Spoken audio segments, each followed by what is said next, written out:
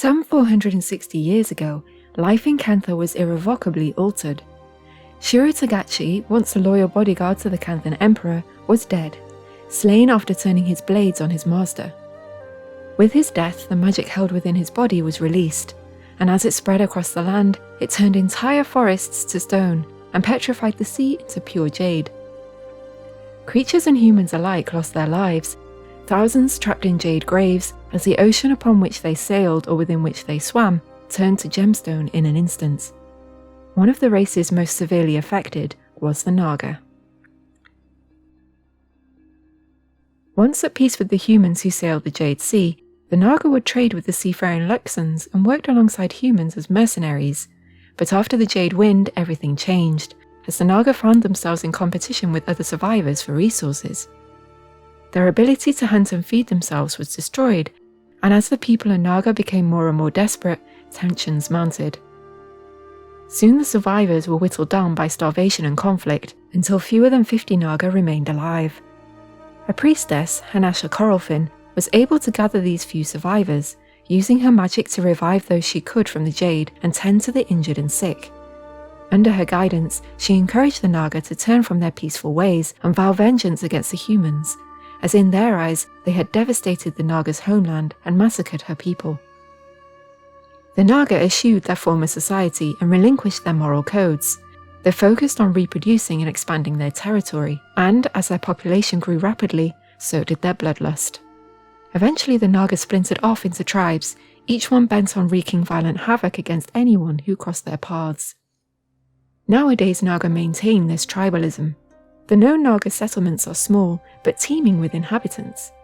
Many are built along the shoreline. The Naga have carved out havens that they feverishly defend. Here in Seitung Province, their shelters are made from hollowed out shells propped up with pillars, and the Naga use them to store food and weapons. All around are a mixture of stolen goods, from boxes of supplies to pottery and pillaged belongings. These Naga also use shells as strongholds beneath the water, so any invaders attempting to enter their territory by sea encounter resistance. This is perhaps the largest, most fortified settlement, as elsewhere Naga seem to use natural formations or the ruins of old human buildings as their homes. Off the shore of New Kaineng are the flooded ruins from before the Great Tsunami. Perhaps named for the famed Hanasha Coralfin, the Isle of Hanasha is as close to a stronghold as these local Naga can muster. Here a small group has claimed the ruins as their domain. They are angered by the presence of the hulking city dominating the skyline, as it is filled with reviled humans and their trade, and the Naga claim it was built upon the graves of their ancestors and is stolen land. The Naga here don't stockpile stolen supplies, but instead gang up on local fishers and kidnap them, caging them in the ruins and setting their lumbering allies, the Kappa, to guard them from rescue attempts.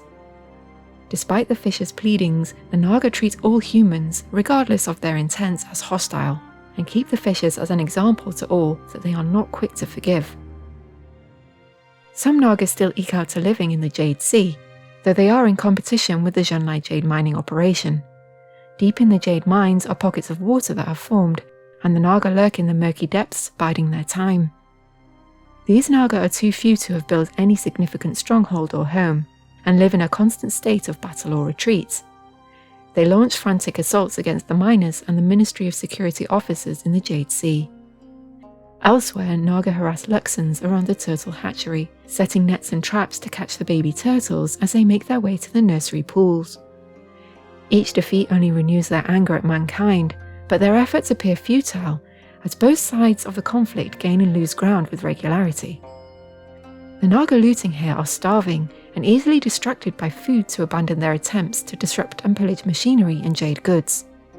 Their peoples have fallen a long way from their heyday, and they seem to lack any real organisation or leadership.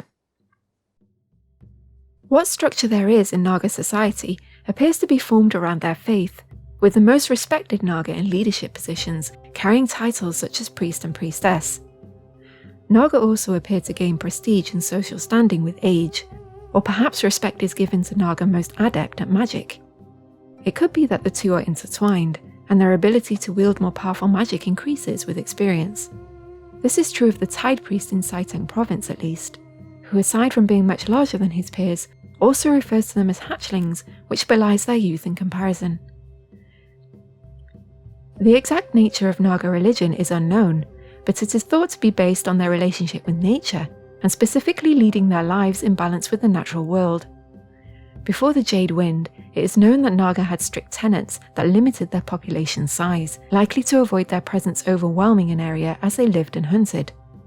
Nowadays, the modern-day spiritual leaders of the Naga make comments on how humankind violate this rule. Naga also likely worship the ocean as an elemental force, and also as a vessel for life and sustenance. And Naga who wield magic are heard attributing their spells to the power of the ocean. The Lagos Fard al-Ishadi is hunting juvenile leviathans in the Canthan waters. He claims that the Naga worship leviathans as deities, and sure enough, whenever a leviathan is spotted, scores of Naga swim in their shadow. It is likely that the Naga hold the leviathans in such high esteem because they embody the power and awe of the Naga's beloved ocean. Fard also claims that Naga are one of the few creatures that the leviathan will not eat, supposedly as they taste awful, but perhaps the relationship between Naga and leviathans is born from mutual benefit. Leviathans increase their effectiveness when hunting by attracting Naga to their side, who harass and corral fish and other prey. And the Naga swimming in their wake are able to mop up the creatures fleeing from the leviathan's jaws, although stunned by their powerful tails.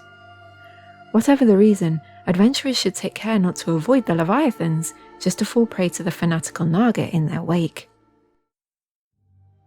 Naga appear to be opportunistic hunters, primarily hunting and eating fish, alongside pillaging human settlements for other resources. Naga catch a wide variety of fish, and what they do not eat, they smoke to preserve, hanging their catches on racks in their shelters. Some particularly pugnacious raiding parties even attack adventurers, and have been heard vocalizing a fondness for feasting on limbs and plucking out explorers' eyes. Naga's proficiency in hunting hinges on both their ability to wield weapons and use magic, as well as their natural adaptations. Naga use elemental magic to conjure great bubbles and vortexes of churning water to destabilize foes. Their physical appearances seem linked to the type of magic that they can conjure. Adventurers can discern between the blue-toned stormcallers and wavecallers with their air and water magic, versus the vibrant venom callers who prefer ranged bow attacks in particular. Naga also have an excellent sense of smell, which they use to locate the tastiest fish and sniff out the best stocked supplies when raiding villages. This sense is likely aided in part by their tongues, which can collect chemical information from the air around them. Naga don't flick their tongues like, for example, snakes would, but their natural resting position is to keep their jaws open, so it's feasible that this way they collect a wide range of information about their environment. They have forked tongues, the advantage being more surface area for the chemicals to contact, which would strengthen their sense. Complementing their sense of smell, Naga likely rely on their eyesight just as much, especially underwater, where scent is more difficult to perceive. It is likely that Naga have good night vision, as they do not change their hunting behaviours when darkness falls, and will stalk the shores and shallows without torches. Their vertical pupils would open wider than a round pupil to allow more light to enter their eyes, strengthening this hypothesis. Finally, to take advantage of any food that they find, Naga appear to have specially adapted skulls. For some Naga, the lower jaw bones appear separated, perhaps attached by a stretchy ligament, such that the Naga can increase the size of their maws to consume large prey. And at least some of the Naga appear to have a separate breathing tube, or glottis, that sits in the bottom of their mouths under their tongues, which would allow them to swallow fish without choking. Camouflage and confusion most likely play a role in Naga hunting behaviour, though camouflage in water looks very different to that on land. There is no fixed background into which creatures can visually disappear, as the water is always shifting and changing, and so creatures have to employ other methods to confuse predators or prey. The Naga we see on Tyria today are far more decorated and colourful than those of old, with brightly coloured scales, from vibrant fuchsia to deep coral and turquoise. This might aid in blending into the coral that decorates Canthan shores.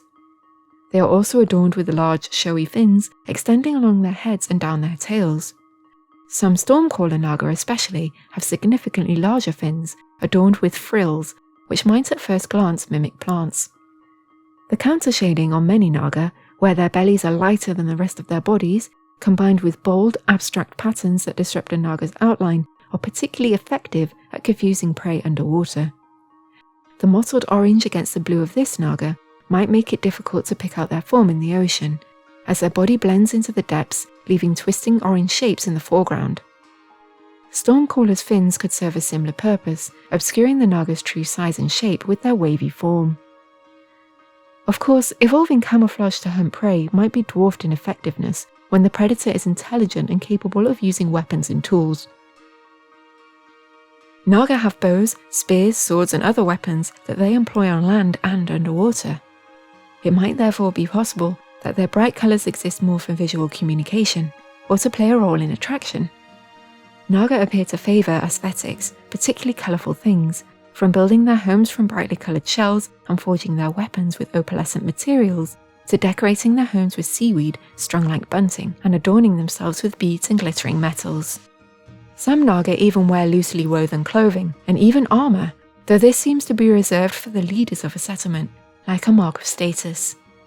Their iridescent scales glimmer in the water and catch the sunlight, which might distract and confuse fish, or might just be a mark of health. It is also possible that Naga's colourful scales serve as a form of aposematism, where particularly dangerous creatures, often venomous, advertise their nature to avoid being attacked. In this case, it's less about blending in and more about warning passers-by that the Naga are not to be trifled with. It's not clear whether all Naga have venom, but the brightest Naga do. Even called venom callers, these Naga anoint their arrows with poison and use it to attack their enemies. They have thin, needle-like fangs that extend down from the roofs of their mouths that carry their toxins. Other Naga, such as the turquoise stormcallers, have extended lower jaws with large, long fangs fixed in front of their faces. These Naga have much larger, stockier frames with stronger jaws. They more likely employ brute strength more than venom to incapacitate their prey. Other adaptations include rounded tail or caudal fins, and some Naga have smaller lobed fins along their flanks. These sorts of fins aren't features commonly seen in creatures that swim with speed, but are seen in those who are built for maneuverability. The Naga's fins along their flanks likely can be positioned independently of each other and would be used to stabilize movement when turning, and the large neck fins would stop the Naga from rolling in the water when changing direction. As the Naga tend to live close to the shoreline, these adaptations make sense as they would move battling waves along the shoreline, in and out of coral reefs or rocky, treacherous terrain. It is undeniable that Naga are a striking feature of Cantha's shorelines, whether guarding the ruins off New Kaineng or basking in the sun of Seitung Province. Though the intricacies of their faith and inner workings of their society remains a mystery, the extent to which they loathe humanity and the ferocity that fuels is crystal clear. Given their distrust of outsiders, it's not likely the Naga will reveal much more about their culture. But what is clear is that for a once great peoples, the Naga are a shadow of their former glory. Their dignity has been warped over the centuries as they struggle to survive, leaving dangerous adversaries to stalk the inhabitants and visitors to Cantha.